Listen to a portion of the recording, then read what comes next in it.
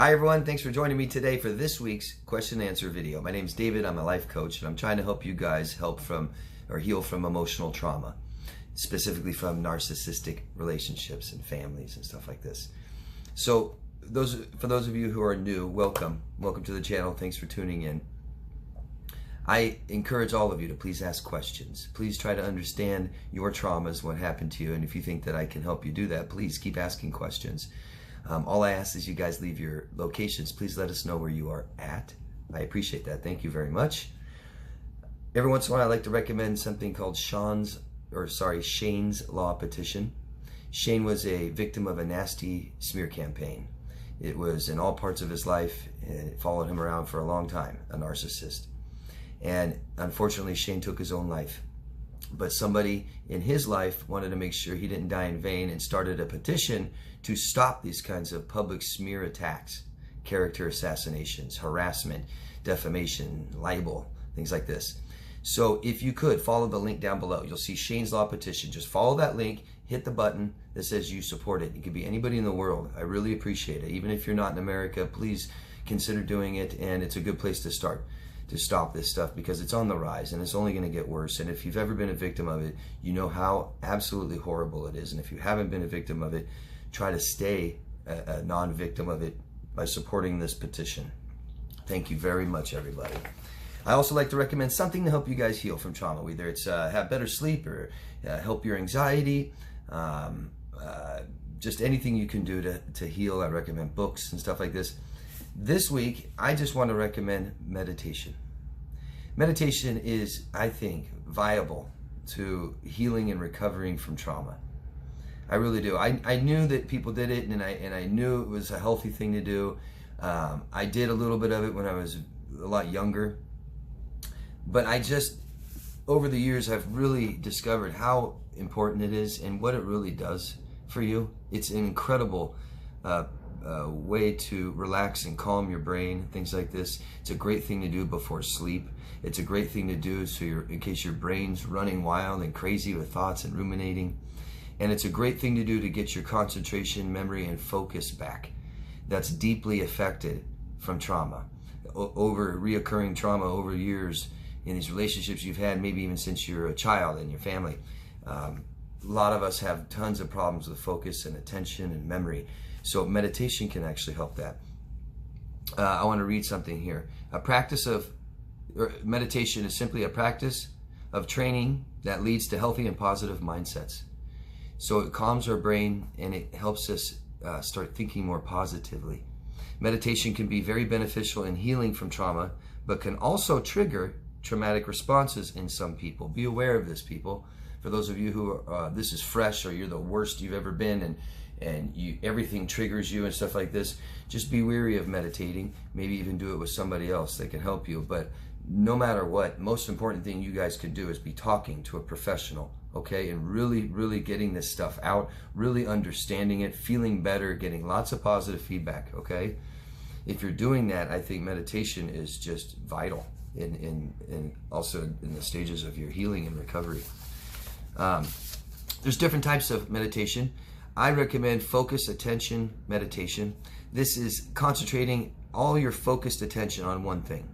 And it's just great to do this. It could be on your breath. It could be on an object, stuff like this, and something neutral.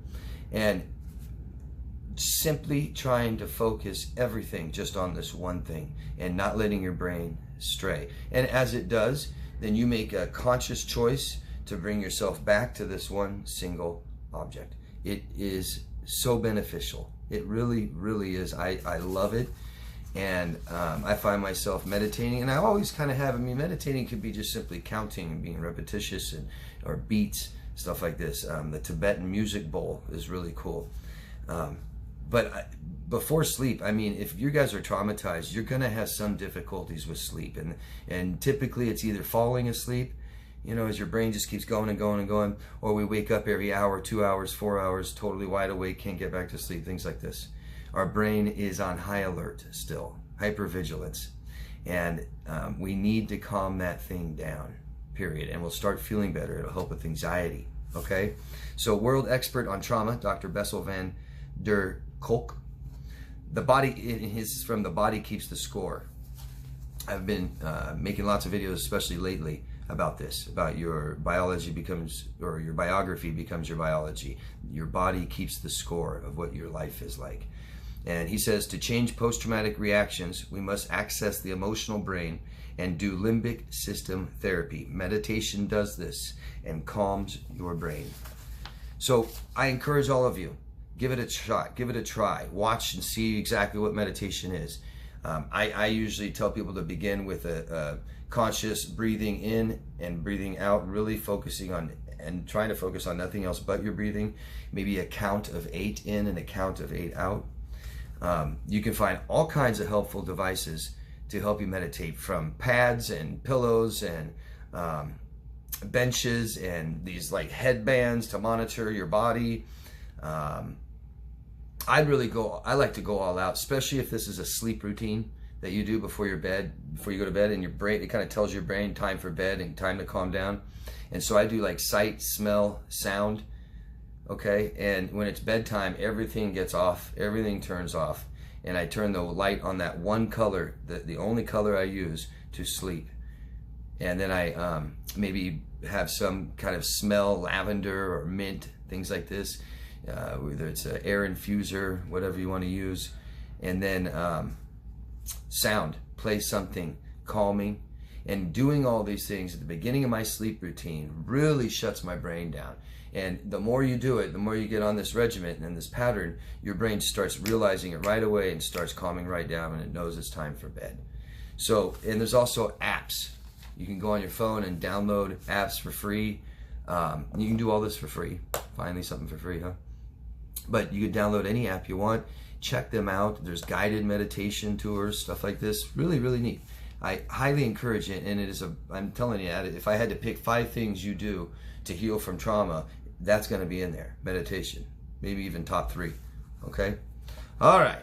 That's it for that. Thank you. Let's get started with the questions. First one is from Lawrence from Ohio. Hi, Lawrence. Is it possible that I caused such a huge narcissistic injury to my ex that she won't hoover me again? You really tore into her when the mask came off and told her she was a narcissistic and a pathological liar. Yeah, definitely possible. That's one way to get rid of them. I'm not saying it always works. Sometimes they just love to fight and they don't care what you think. But here's the thing is they don't care who we are or how we feel, but they do care about people's opinions. Big time. They base who they are on their opinion, and they totally reject that false self, or that true self that they are. The angry, shameful person that comes out every once in a while.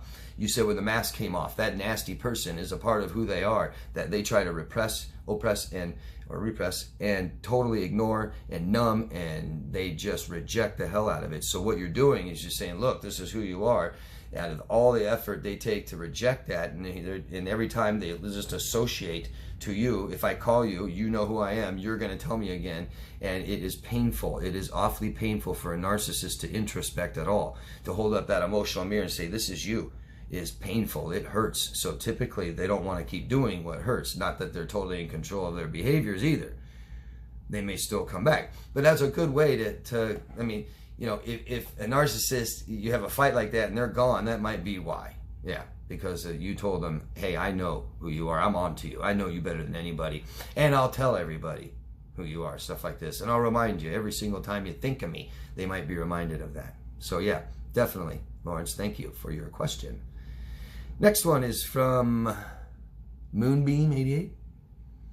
Don't know where you're from. It's been 3 years. I've literally been no contact since the moment I figured out what MPD is. Yet this narcissist slipped through my DMs yesterday, a new IG account. He said he had spoken to my mom, he hasn't, and knew a lot of information about my recent comings and goings. I feel sick, totally caught off guard. 3 years no contact, 3 years studying narcissist nature, and he still got me. Promptly blocked his new account, but feel like I'm being stalked. Scary stuff. Well, he's not allowed to do this. He's not allowed to do this. And I'm not, you know, I'm not a police officer or a lawyer, so I'm not going to sit here and tell you exactly what crimes he's breaking. But at the very least, it's harassment. Okay? And people are not allowed to harass each other. It doesn't matter your prior history, relationship. It doesn't matter who it is. It doesn't matter if it's a politician. It doesn't matter if it's your lawyer. It doesn't matter if it's your priest. It doesn't matter if it was your husband, your boyfriend, your son. people are not allowed to harass others. And when we tell them, stop harassing me, stop contacting me, stop giving me any attention at all, and they continue, they're breaking the law. Okay, so there are things that you can do. And I encourage to take some of those steps. At least document these things and document how it feels. Consider filling out a police report. I've had to do this. I've had to do this to people close to me over the years, and it's an awful thing. But it's awful when they're harassing you at work and harassing and contacting your family and trying to ruin your life. I mean, people like this are obsessed. They don't have a life at all. Everyone I've ever seen do this, narcissists and borderlines and shit that do this, they don't have any life. They have no friends. They don't have family, or they have a very few couple members of family, and they all hate each other anyways.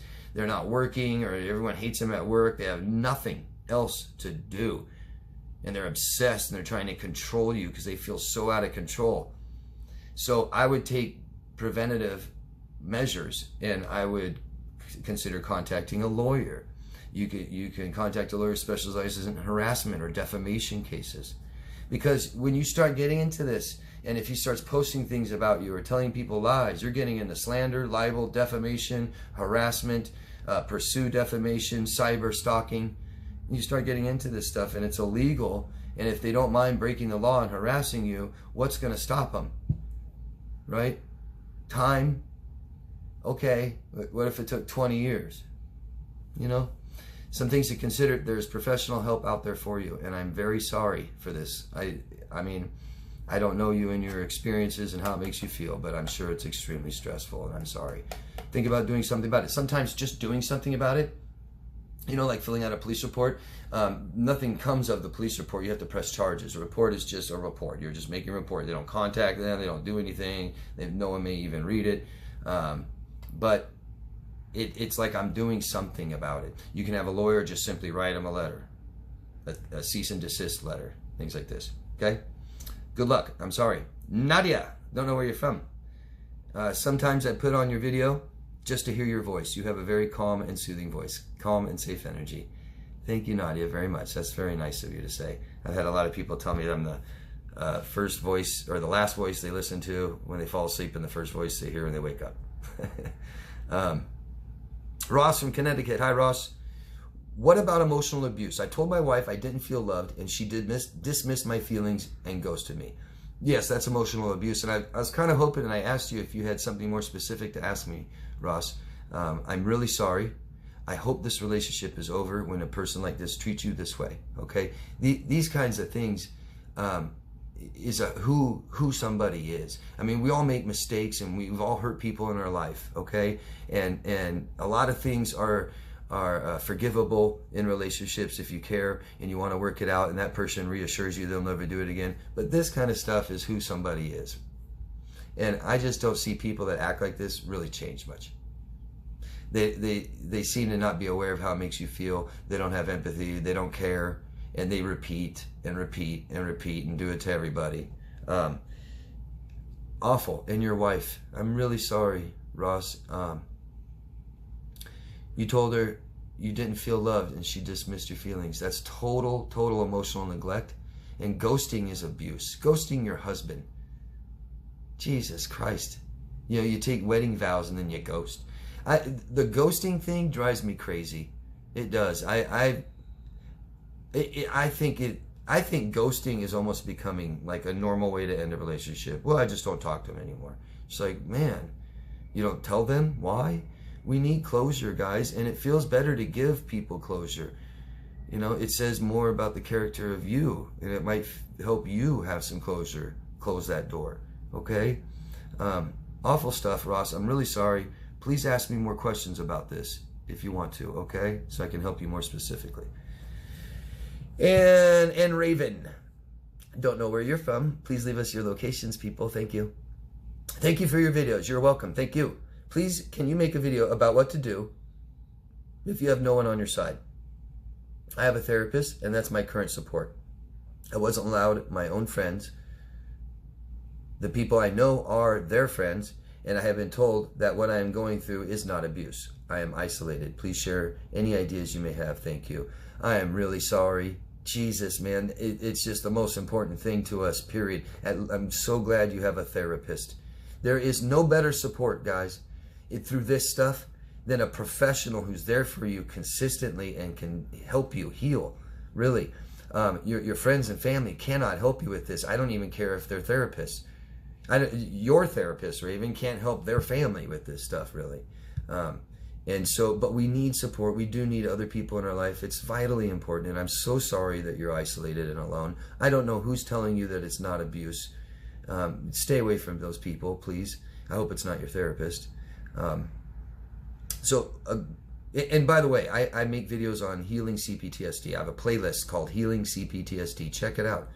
That's all I'm talking about, is how to heal from narcissistic abuse. I have so many different techniques and videos and suggestions, and every week in my Q&As I have suggestions. Every week, I mean, there must be 100.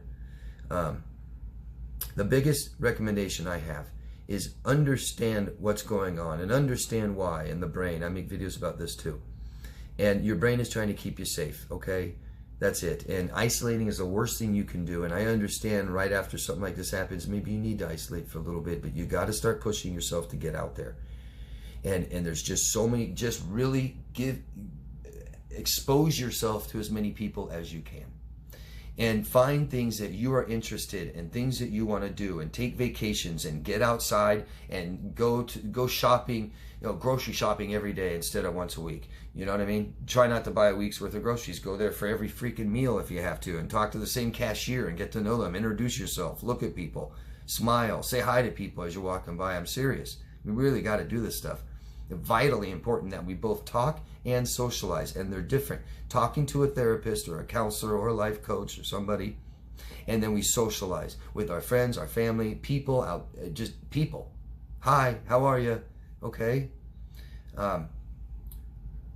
I say this a lot, and I can tell, literally I can tell this to anybody, I think, and it'd be correct. But everybody out there, there are 5 things in this world that you are interested in, you have no idea exists yet. Okay? Try to go find some of those things that you are interested in. Your life will change. Your life will become more interesting. You will become more interesting. People will become more interesting. You start pursuing these interests and involving people. That's the key, right? I know, I try to get people to do this, my clients, and they say, oh, I want to learn Spanish. Well, I found some courses online. I learned Spanish. Well, let's try to take a Spanish class or something, or at least with an instructor, so we're, with people. I like to ride bikes, and so I go ride alone. Well, let's go try to find a meetup group or invite somebody else to ride a bike, See? And you're going to meet people organically. You're going to meet people that aren't on a dating site saying, I have a big void to fill, please, please, I need people, are you it? I'll be it for you. And those don't work. And we meet people organically with shared interest, common interest. It's a beautiful, great way to start. Okay? Get outside, vacation, right? And just start being as much contact and being as exposed as you can with people, to people. Dr. Drabs, I know you're from Ohio. Hi. Hi, David. Can you do a video on best practices for mental health, post-narcissistic abuse? And again, and I told Jim already, check out my playlist of Healing cptsd. Check out my Q&A videos. Go back for 3 years, okay? But just vitally important. Talk therapy, socializing, exercise, sleep, and meditation. Those are vital. Then we need to start being creative and creating new things, like being artistic with music or paint or constructing things or cleaning things, changing things in your house and making them better. Creativity is huge and really unlocks the brain, okay? You keep doing those things, you're going to be great, all right? Thank you, Jim. And Eeks Geeks. Oh, Ben from Florida. Hi, Ben.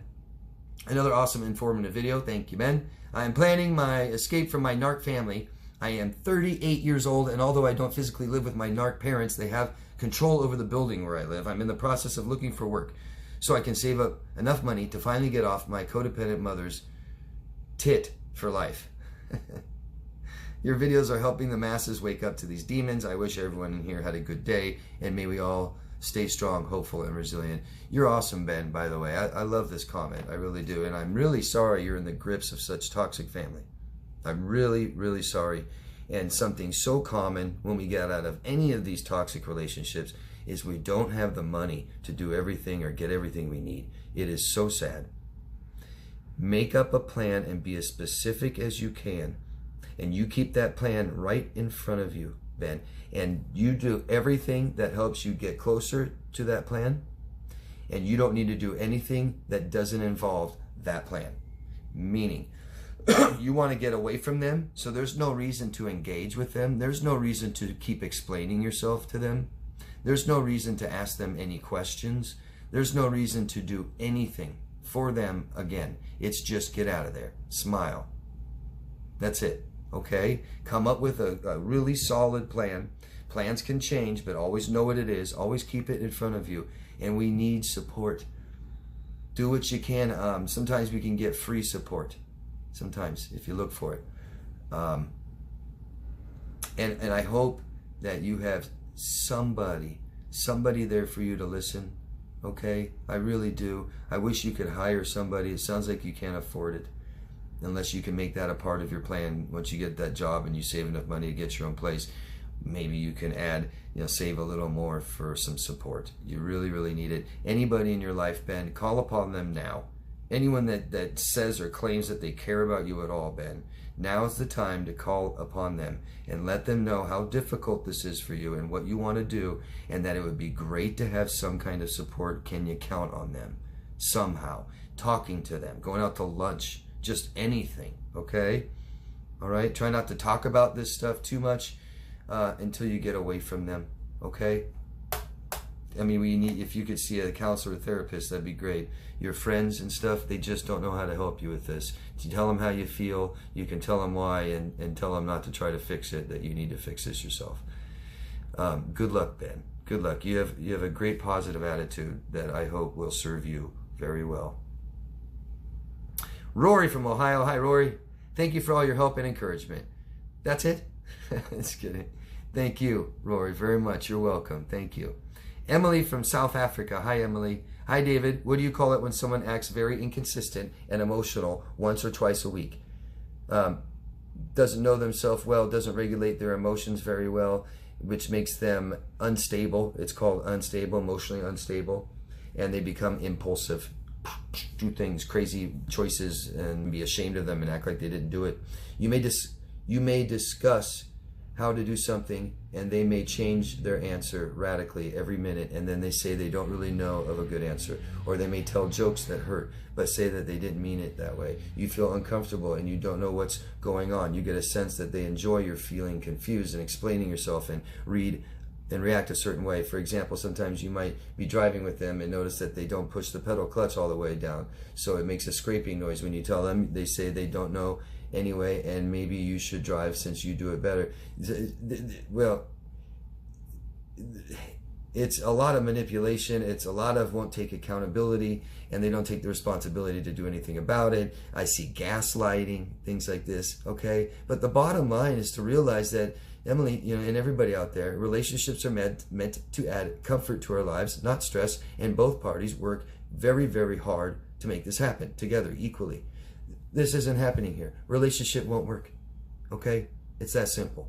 And I'm not saying it's simple to end it. I'm saying it's just try to keep it that simple. Relationship feels bad. You try to make it work. They don't. Not working. Over. Okay? I'm really sorry, Emily. I am. I'm really sorry. I know this is your family. I know you're getting closer and closer to getting away from them. So I can't wait to hear from when that day comes. Okay? Good luck, Emily. And I think you have more here. And she does. She has some more. Emily has more. When people are jealous of you, they joke, but the jokes really hurt, and you can see that they enjoy you getting hurt by it. Well, that's just evil, isn't it? They enjoy watching you suffer in pain. Is that Machiavellianism? I feel hurt by that. They would just say, can't you take a joke and grin? No, you say it hurts me. And that's why we focus on how we feel, not what people do. That joke may not offend someone else. Doesn't matter. It offends and hurts Emily. You're hurting me. If they say, oh, it doesn't hurt somebody else, it shouldn't hurt somebody. No, it's hurting me. I'm not talking about anybody else. You are hurting me. Stop. Okay? Once we start saying that your jokes are rude and this, and you're inconsiderate and you're nasty, and then they just sit there and defend themselves and excuse themselves, now what? They say they didn't do it, now what? No, it hurts me. They can't argue with that. They'll deflect. They'll deflect. They'll excuse and rationalize and justify, and you just take it right back to you hurt me. But that's if you want this relationship to work, because if you don't, it's pointless. It's pointless to tell abusers, manipulators, people that don't have empathy like this. It's absolutely pointless to tell them they hurt you, especially when they enjoy it, right? So you just smile, walk away, and never see them again, because this is nasty. And I want to be judgmental and say, we all make mistakes and we've all hurt people in the past, but these things don't change. I've never seen these things change in people. I just haven't. I've seen kids like this that grow up and get better because they finally develop some empathy when they're 19. I've seen that. A lot of you guys have seen that. But I'm guessing this is your family. People that are in their 40s, 50s. They're not going to stop. They're not going to stop. Pointless. Even if they just stopped these actions, they still feel this way. Don't they, Emily? I'm sorry. You said you do things that makes my life... I do things that make my life more difficult. I tend to self-sabotage. I will go to bed late and be tired the next day, or lie a certain way that hurts my back but not change, or get more blankets, not get more blankets when it's cold at night, things like this. Yeah, you're not taking care of yourself, and this is depression. I'm not diagnosing you with depression, but these are behaviors people have and traits and feelings of depression. And that's the only way, that's the only thing, that's the result you're going to have being around a toxic family like this that abuses you and doesn't care. And okay, it sounds like you're suffering from depression. And that, it really shows with self-care, doesn't it? Think of somebody who doesn't bathe, somebody who doesn't wash their clothes, somebody who doesn't brush their teeth, somebody who doesn't clean their home, somebody that doesn't sleep, somebody that doesn't eat, somebody, they hate themselves, right? We feel so down. We're not worthy of it. Why even bother? It's not worth it. We can change this. A lot of it can be changed by just going through the motions. Depression is a very hard thing, can be a very hard thing to overcome. If it's situational, sometimes just talking in time makes it all better. If we've had a lifetime of this, it can be very difficult to change. And we change it by being mindful of what we're doing and forcing positivity and talking, making ourselves feel better, challenging this thing, our thoughts, our negativity, challenging it with the truth and positivity. Okay? Shelly, thank you for your informative videos. Thank you, Shelly. You're welcome.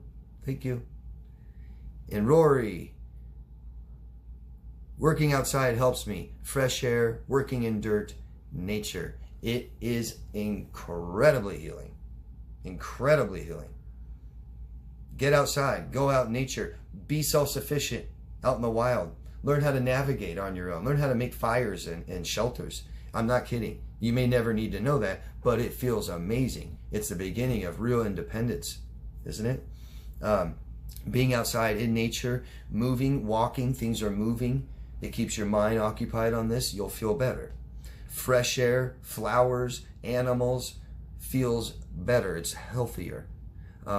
Working with your hands, creating things, building things, making things look better, accomplishing things, just is incredible.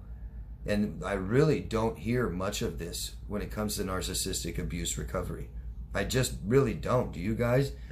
People say exercise outside and stuff, but I can't tell you how much just walking outside helps.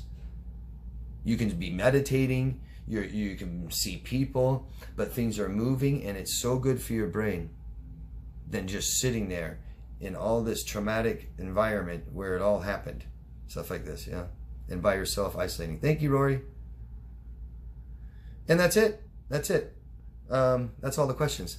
Thank you guys very much. Please subscribe to my channel and vote up or down if you haven't. I really appreciate it if you can. I come out with a few videos a week. You can hit that notification bell down there and it'll let you know when they come out. if you think I'm benefiting you or anybody else, please share this video. Please, you can put it in a playlist of your own. And I'm currently taking new clients. If you guys, anyone out there is interested in coaching, you can find me at daviddemars.com. Thank you, everybody. Love yourself first. And please ask me questions. Let me know what you think of today's questions, okay? Take care. Have a beautiful week. Bye.